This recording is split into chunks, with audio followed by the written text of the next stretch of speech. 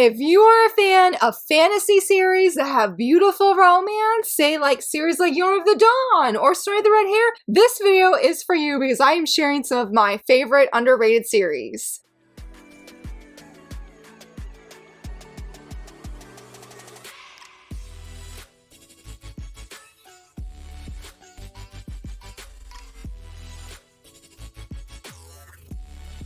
Hello friends, happy Wednesday. So very excited that you're here. So excited for this video, even though the struggle bus is real. And the reason I say that is because I know that I enjoy reading fantasy with romance. I think it's a lot of fun, very enjoyable. And the original inspiration for this video was, I'm like, you know what, romantasy is a thing right now. And I'm like, it'd be really fun to have some manga recommendations that are romantasy. I don't know what happened. I was doing some research and I came across an article that said, what's the difference between romantasy and fantasy romance? And I was like, oh, well, aren't they the same thing? No. Shout out to all the wonderful people on Discord who helped me with this and really showed me that romantasy is much more nuanced, the same way as fantasy romance. And so brainstorming with them, like, well, I really want to feature, ultimately I realized, just some fantasy with romance series. They're like, well, why don't you just sort of do that? And then you can just say, hey, this is how much romance it has, or this is how much romance it doesn't have. I'm like, perfect. So again, shout out to them. So here we are, and oh my goodness, I will have a graphic, a list at the end of some additional titles that are fantasy with romance that I would love to recommend because there was just so much. And even a friend of mine's like, why don't you do like a top 10 Wednesday? And listen, yes, girl is right. If I had the chance this week, because there's some errands I have to run on the day that I usually do my editing, so I'm not going to be as home for as much time, so I'm sticking with 5. And I did tell myself, no isekai. Oh,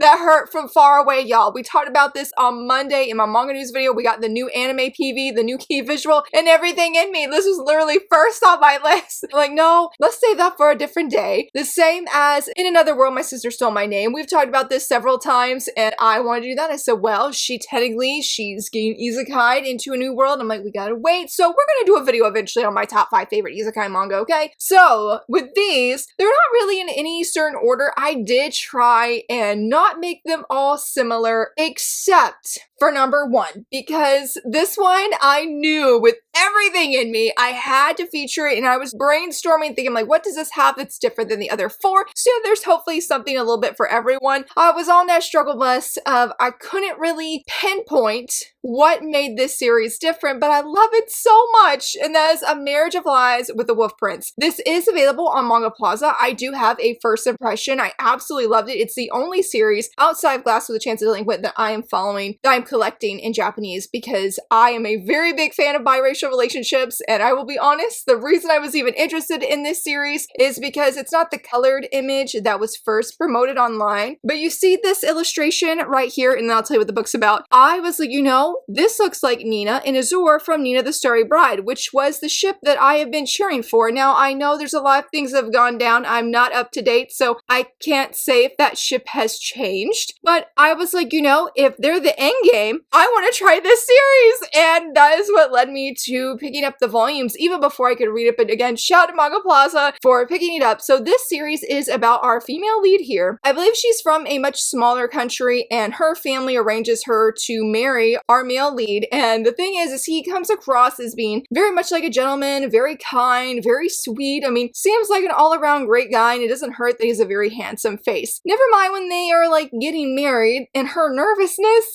she pushes him away literally at the altar when he was bending down to kiss her, and now she, like right here, now she's pretty terrified that things are gonna go sour between them. She didn't mean to. She genuinely likes him. It's just, again, she was very nervous, and so it's their love story, because yes, the feelings do bloom in this manga, where she finds out, I think about halfway in or in chapter 2, that yes, her husband is very much a gentleman, but the wolf prince, because she hears this rumor that there's wolves that surround the area, and the rumor was not talking about a real life wolf. It was talking about things with her husband, and she finds out that, oh, he's got a whole other side to him that she didn't quite realize. I do feel, since this video I was centering around different female leads that I feel be engaging to other people, if you do want a female lead that has the most cutest little dog, I think you might like this. Honestly, I think if you just like fantasy with romance, I think you would enjoy it in general. There are many swoon-worthy panels. I really like the male lead because even though he does have, I'm not gonna say devious, he does have this dangerous side to him, okay? Like, he can be pretty scary when he's out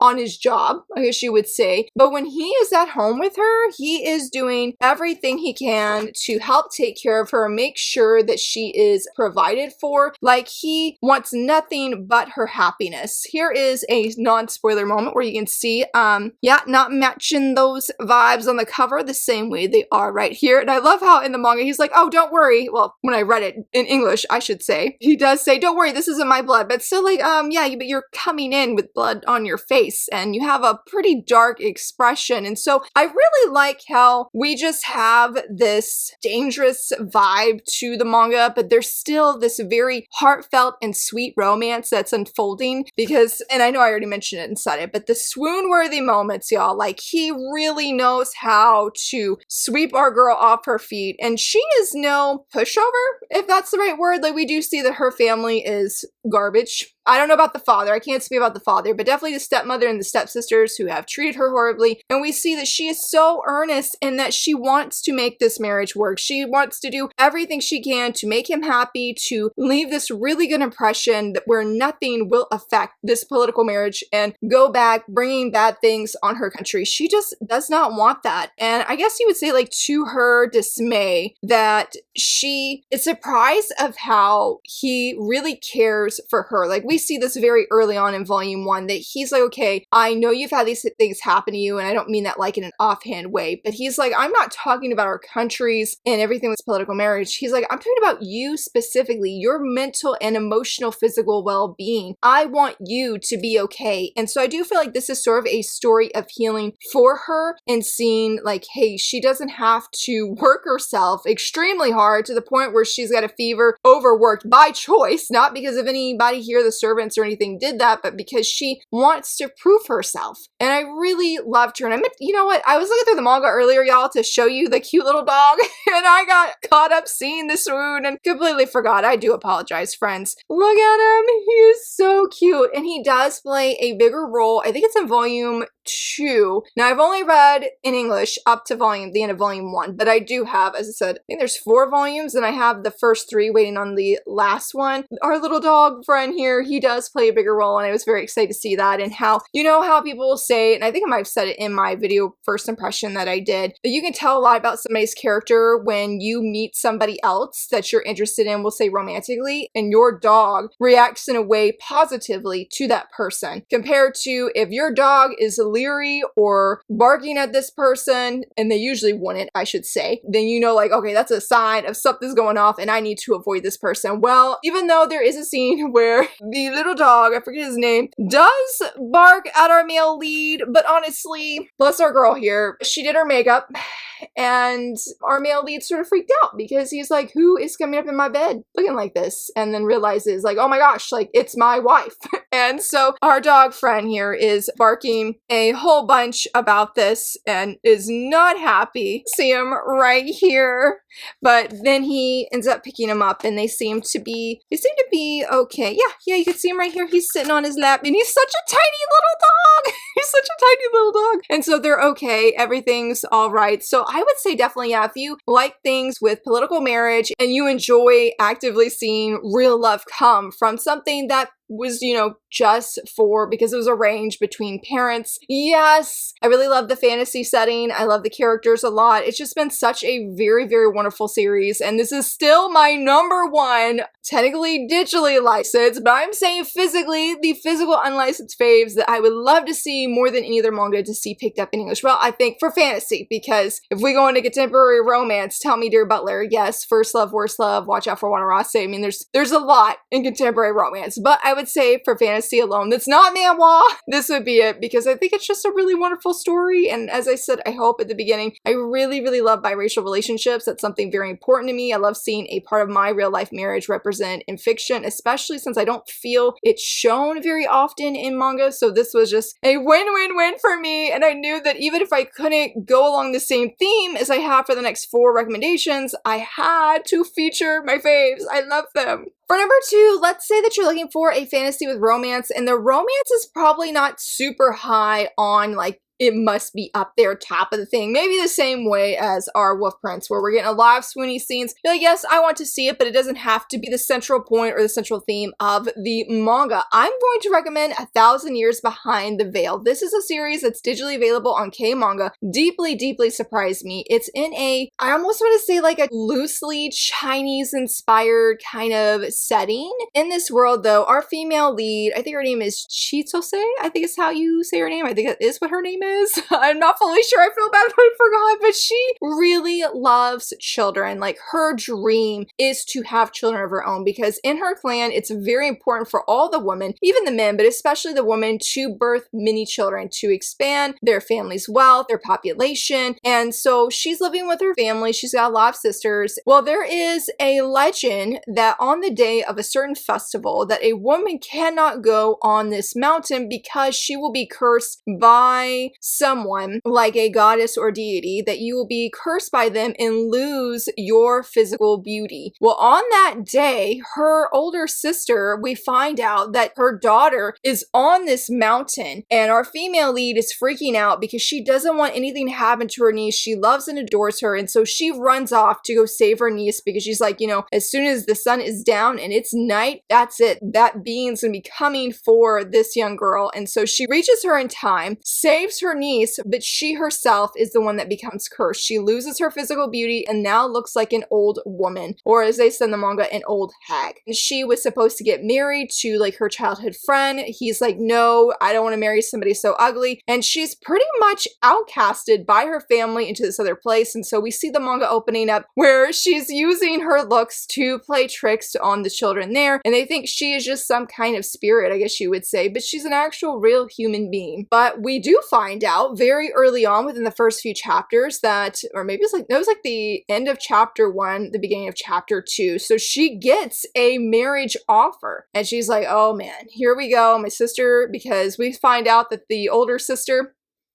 be forewarned, okay? That's all I can say for like spoilers or vague spoilers. But her sister keeps trying to basically hook her up, and nobody's like, well, we don't want her. We'll take like your niece or somebody else. And as she's going back home, really defeated and dejected because she's like, you know, once again, nobody wants me because of what happened to her being cursed. She comes across, or this man comes across her, and he's like, you know, is the dream in your heart really to have a family? And she's like, yes. And he's like, will you do anything? She says, yes, anything and everything. It's the greatest thing I ever want. And he says, I'm gonna make your wish come true. He ends up proposing to her, they get married, and yes, he does have children, but the thing is, he has some rumors spreading around him that these children are born from multiple women, nobody wants to stay with him, that he got divorced. Despite that these children don't seem to like her at first, she is just so thankful to watch over these children in a mother-like role. She doesn't care if they call her names, she doesn't care if they play pranks on her. She's just so overwhelmed, and time after again, we see that if they are in danger or if they are feeling discouraged, she does everything she can to help them, to encourage them, to love on them to the best that she can. It is a very beautiful and at times very emotional story, and I really never expected that to even happen. Later on at the end of, I think it would be end of volume 3, because we are up to date. I did see a new chapter drop though, so I'm like, please, K-Manga, bring it on over.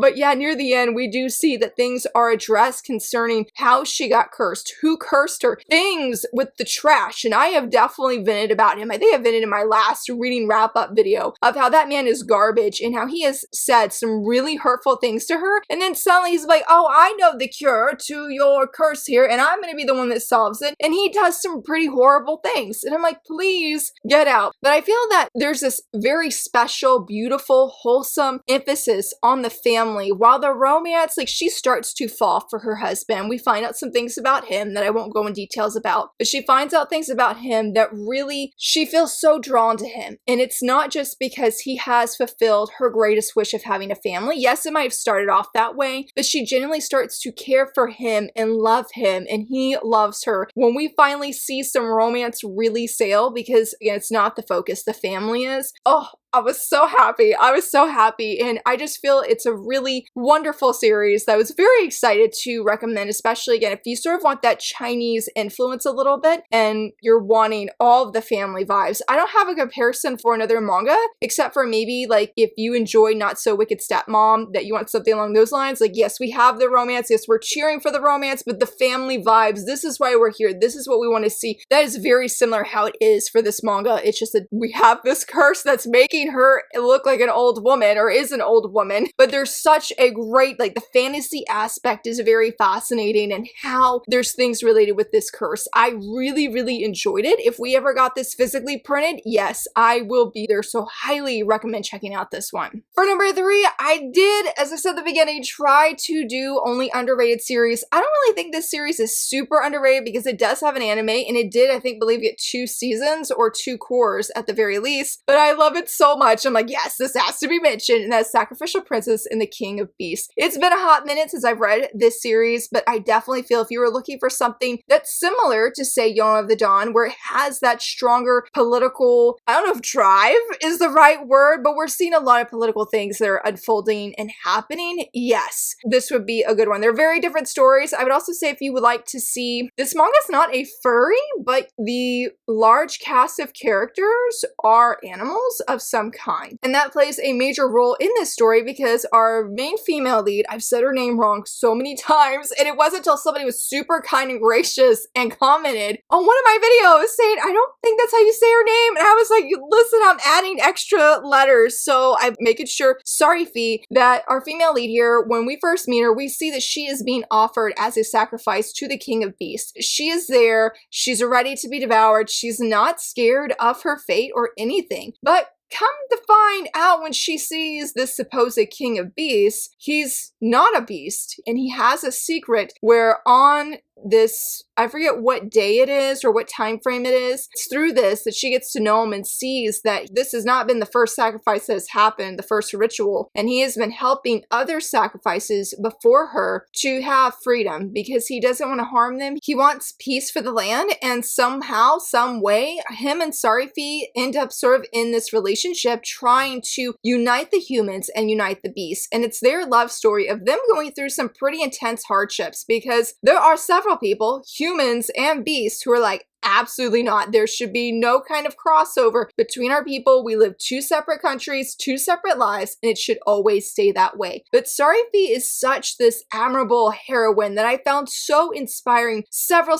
times because despite that she really is, I guess you would say, persecuted in this land and consistently having to deal with people's very negative view of her, she does not stay in this depressive state or dwell on their words. Instead, she encourages everybody around her, even the people who would, or even the creatures, I would say, the animals, who would are very outspoken of their hatred towards her and her people, humans. She's like, okay, not in a conceited or like very prideful way. She's like, I'm sort of gonna prove you wrong and show you there is something different and not every human is the same. And we see that with the beasts, that there are some beasts, like while the beasts say the humans are evil and wicked, I guess you would say, sometimes there's beasts who live that out, and the humans in some situations are the good guys. And I really enjoyed seeing this consistently explored, especially when we have so much, I guess you would say, like political tension, racial tension, even religious tension today, that I feel like so often this series is able to weave in humor and that beautiful romance while exploring these themes and showing like, hey, you can change how you view other people. You might have viewed this person, or in this manga, a beast, for example, you might have viewed them a certain way all of your life, but that doesn't mean you have to continue to think that way. You can change how you think. It may be slow and steady progress, and you might at times, unfortunately, fall backwards and go back to old habits, but they can be broken. And so I really love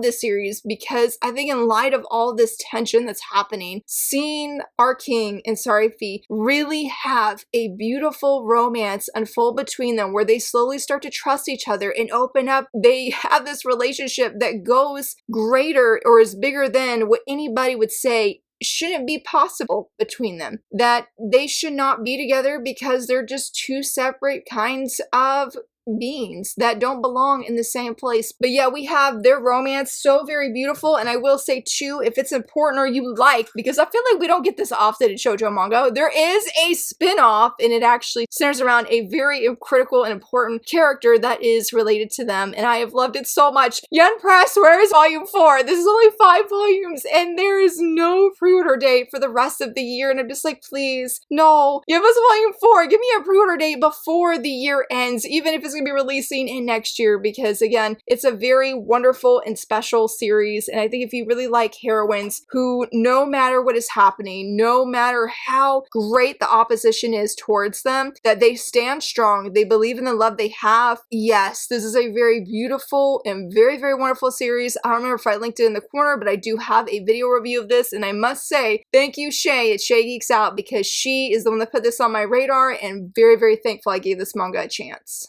For number 4, if you're looking for something that's very angsty and has a little bit, I guess you would say, forbidden love, The Person I Love Asked Me to Die, My Sister Steed, this manga would be for you. And plus, we have a talking sword, we have a female lead who can hold her ground, and who's going through a lot as well. Very beautiful. Yeah, I don't have this series anymore. Unfortunately, it was really emotional for me, and there was a triggering incident at the end, I think, of volume 3. And I'm like, okay, I'm gonna live through other people, but I still think, man, this is a fantasy with romance series that, well, the romance, I guess you would say, is on the low key, but it's still a series that is very powerful and very interesting and engaging, and it does have an anime that is coming next year. People are not ready because I think the romance is going to be quite controversial, but it's about our main female lead. So she has been in love with a friend of hers, I think, for a long time. The thing is, though, is her friend is in love with her sister. Like, she doesn't see that at first because he's so friendly to her, and I don't think they were ever engaged or anything like that. But then she starts seeing the signs with her sister and that he really cares for her. And in this world, there's something that happens. So there's a place called the Pre-Dawn Realm. It is separate than the world that our female lead lives in. The thing is, the miasma that's in the Pre-Dawn Realm is slowly leaking into their world, and they need somebody who has magical abilities, who happens to be our female lead, to go there as a guardian to help things calm down so the real world, or the above world, however you want to say it, is okay and it's safe. Well, our female lead sister is chosen to be this guardian. And when you are chosen, you've pretty much sealed your fate. You can never come back to this world again. You will be stuck there in the Pre-Dawn Realm, and nobody knows what happens to them because nobody's ever come back. And the guy that she loves, he is going to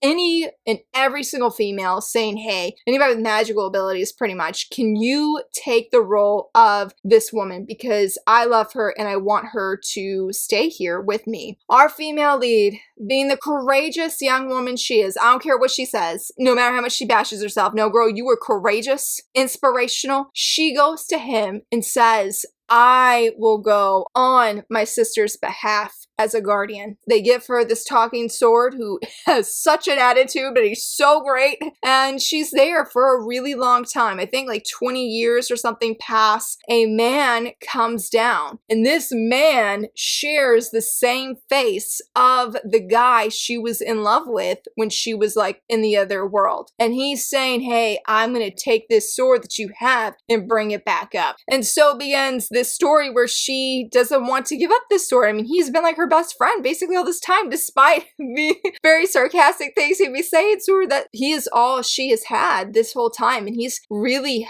kept her alive in this world that is dangerous. And I would say, if you want to see a little bit more interactive world building in a story compared to the ones I featured thus far, I think this is a really good one, because I like the danger that is presented. Also, that our heroine can kick some butt. She knows how to hold her own. She knows how to hold her ground. Yes, she is an older woman because she's been here for so long, and she does have the heart of a maiden. Maybe that sounds very cliche, but when she interacts with this male lead, you can tell she's never interacted with men except for the guy that she liked. It was very cute in that regards when it comes to the romance, but I definitely feel the magic system and the world building was very, very intriguing, and I do hope it's something explored later on in the series as well as in the anime, because there's one scene where a girl was just holding on her own. I mean, this male lead is coming to say, hey, I'm taking this sword away from you. And she is like, well, I'm the one that has, she doesn't say the OP magical abilities, but girl's OP to have lived in this world for so long and not have any of her life force taken away or been taken out by any of these creatures. He's very hot-headed, thinking he all that, and yes, he got some skill, I'll give him that, but it's like, dude, sit down. Let our girl speak and show you a thing or two. So really enjoyed that, but I guess when it comes to the romance, listen, I know I said in that first impression video I did, volume 1, it's hard to explain. I mean, actually it's easy to explain, but it makes sense in terms of the manga because yes, she's been adopted in this family, okay, so there's no blood relation, but we're in a fantasy world where time moves very, very slow. She's the only human being that's here, and now he's the only human being that's here. And it's a very, I don't know if slow burn is the right word. I mean, there's feelings there, but it's very complicated. Like, this is an extremely angsty romance because he looks just like the guy she loved, but he is not the same. He does not have the same personality. And there's this really hard battle going on in our female lead's heart that really makes my heart hurt for her because she's reliving all of the trauma that she sort of experienced before she left. Because not only that, and I guess trauma with that, he's coming in saying that she was this evil witch kind of girl and did all these crazy things and she needs to more or less be banished here. And she's like, excuse me, I volunteered. What is going on? Now, I will say, as a friend of mine has joked, that I am team sword. I love the sword. I know that doesn't make any sense either, but again, that's why I said if you want some forbidden love, I guess you would say, and a lot of angst, and a lot of tears, and upset, but really good world building, and some engaging romance that seems to be moving forward, especially based off promotional images and illustrations that I've seen. I'll be very curious to see how people react to this one, and I was a little bit leery, but also, I know there's people out there who really, really, really love angst, and this was before I started reading, which, you know, honestly, it might have actually worked. But before I started reading Reliving My Life with a Boyfriend Doesn't Remember Me, this was probably the only other angsty series that I was like, okay, bring on the heartache, bring on the pain, because you do see things from the male lead's perspective. Now, things have not been smooth sailing for him either. I'm like, okay, just for y'all, I will endure the pain. So if you like something that has some pain, you just might like this one. But for number 5, I'm not gonna lie, I feel like I'm cheating a little bit because technically I've only read the first 3 chapters, and you could actually read the first 3 chapters for free on Manga Plaza if you'd like to go check it out, and that is The Princess Groom. This really stands out to me for fantasy with romance because we have our female lead, also it's available on Manga Up by the way, but we have our female lead and she comes across as a very doll-like character. She doesn't really say much, she's very cute, she's very petite, but then when she's at home we see her real self and we see she's full of energy and she really has, I forgot what they said, a very knightly heart. She is very quick to stand up for justice, those who are hurting, and sees a lot more around her than people probably give her credit for because they probably think, well, she's pretty ditzy and doesn't really seem to think. Maybe for herself, she's just there to look cute, to look like a little doll. But yeah, they have some things coming for them on that one, okay? Because what you see is a lot different than I guess you'd say what you get. She's engaged, though, to our male lead, and he is sort of considered to be the cursed second prince. There's something with his eyes, he has red eyes, and apparently that is a sign of being cursed in this fantasy world. And our female lead, though, she thinks he's cute. She likes him, but he's got a bad reputation. Supposedly he'd be hanging out at the brothels, and he carries himself very poorly, sounds very rude and very mean, and she's like,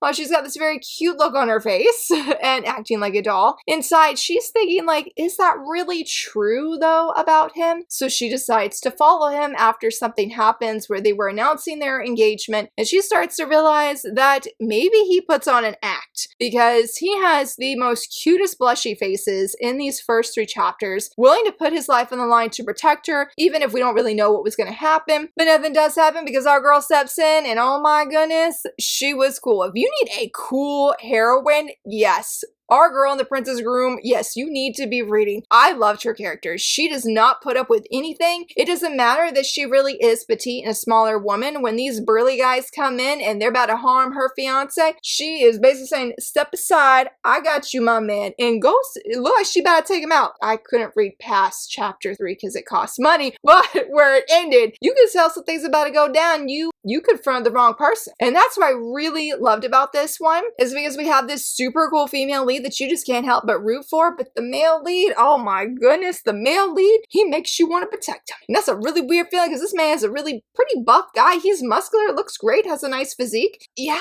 he's just over here blushing. He know how to cook, and it's like, girl, you snagged yourself a go at it. And that's what's really interesting to see, what I feel like would be sort of opposite gender roles that are being explored here, and how she is just like, nobody's gonna touch my man, but not in a possessive way, but in a way where she's like, I'm gonna protect him. He is my husband, and I don't let nobody think they can say whatever they want and think they get away with it. No, I am very, very eager. We have this physically coming from Square Enix later this year. I've already pre-ordered Volume 1 because I'm just so excited. Shout out to my friend Bean Queenie because she put me on game for this. She's put a lot of people, I think, on game for this series. And so I feel it's one of the more unique fantasy with romance series that I'm recommending because I feel like it just stands out as like, hey, there's something different here, and we have some dragons, or a dragon, excuse me, and I'm not really sure what the twist is here. I did see it has the gender bender tag, so outside I would say just for the gender norms being sort of reversed, that there's gonna be something else greater with that as well. So I wish I could gush more about this, but I haven't read enough.